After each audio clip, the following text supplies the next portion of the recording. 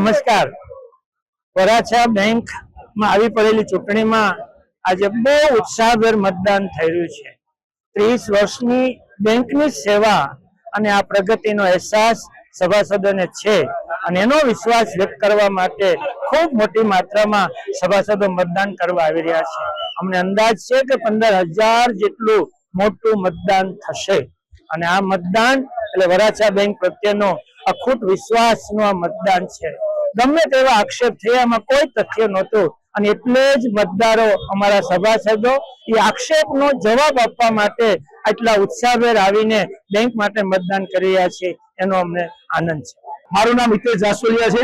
આજે વરાછા બેંકનું ઇલેક્શન 2026 ના રોજ યોજાયેલું છે, રવિવારના રોજ।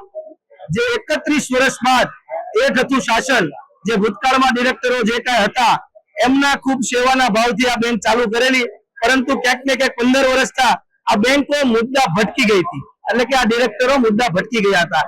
ત્યારે આ સહકાર પેનલમાં અમારી પેનલ આખી ઊભી થઈ હતી પરિવર્તન, એ પેનલને આખી પેનલને એ લોકોએ જે કાંઈ વ્યવસ્થા પરિવર્તનના ભાગરૂપે 2 જણાને વંડિયું ઠેકાડી દીધી અને આ પેનલને બરખાસ્ત કરવામાં આવી। પરંતુ અમે જે કાંઈ 3-4 મિત્રો હતા એ અડગ રહ્યા, અડગ રહીને આજે આ ચૂંટણી જે લોકશાહી જીવંત રહે એ માટે અમે આ ચૂંટણી કરાવી છે અને આવનારા સમયમાં પણ અમે તમને કહીએ છીએ કે આવતા 5 વર્ષ પછી આ ચૂંટણી પહેલા કેટલા મુદ્દા બેંકના સોલ્વ થાય એ પણ અમે લોકોને જણાવશું। જો નહીં સોલ્વ કરે તો અમે આરબીઆઈ ના ગાઈડલાઈન મુજબ જે કાંઈ સરકારી કચેરી હોય અથવા આરબીઆઈ બેંકમાં હોય, આ સભાસદો માટે, આ કર્મચારીઓ માટે, આ દીકરીઓ જે નોકરી કરે છે, જેને કાયમી નોકરી નથી આપવામાં આવતી, એ તમામ મુદ્દાઓ સાથે અમે પત્ર લખીશું। જો એમનાથી આ નિરાકરણ નહીં આવે તો કાયદેકીય લડત હજુ અમારી ચાલુ જ રહેશે।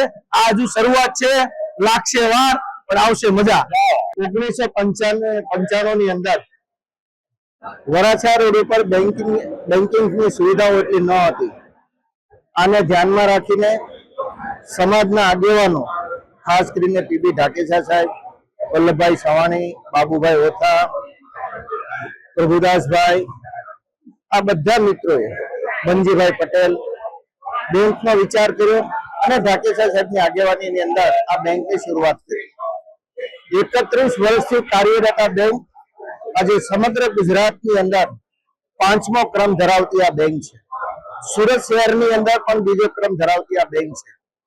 65,000 કરતા વધારે સભાસદો આ બેંકની અંદર ટ્રસ્ટ વ્યક્ત કરીને ડિપોઝિટ પણ કર્યું છે અને ધિરાણ પણ લીધું છે। આ બેંકની ડાયરેક્ટરનું ઇલેક્શન આવતા આજે તારીખ 5/4/2024 ના બેંકના ડાયરેક્ટર માટેનું ઇલેક્શનનું મતદાન છે।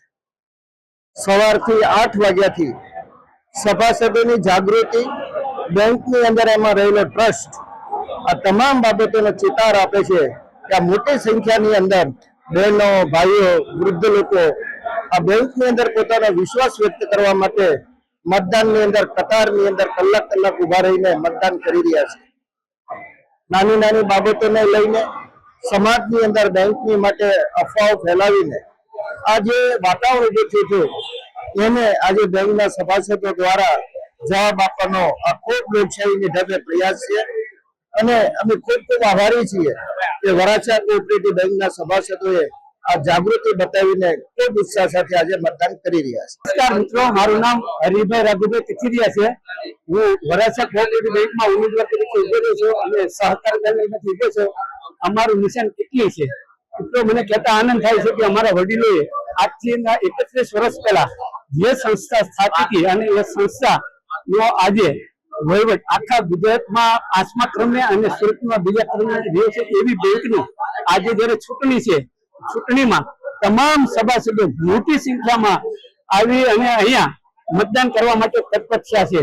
બધાને ખબર છે કે આ બેંક કેટલા પારદર્શક રીતે વહીવટ કરી રહી છે અને પારદર્શક જે કરી રહી છે એના હિસાબે લોકો મોટા પ્રમાણમાં મતદાન કરવા આવી રહ્યા છે અને મતદાન કરી રહ્યા છે। મને કહેતા ગૌરવ થાય છે કે સૌરાષ્ટ્રમાંથી આવીને સુરતમાં વસેલા અમારા વડીલોએ જે બીજું રોપ્યું હતું એ આજે વડવૃક્ષ શું છે અને એની જવાબદારી અમને જયારે હોતી છે ત્યારે અમે નિષ્ઠાથી કામ કરીશું।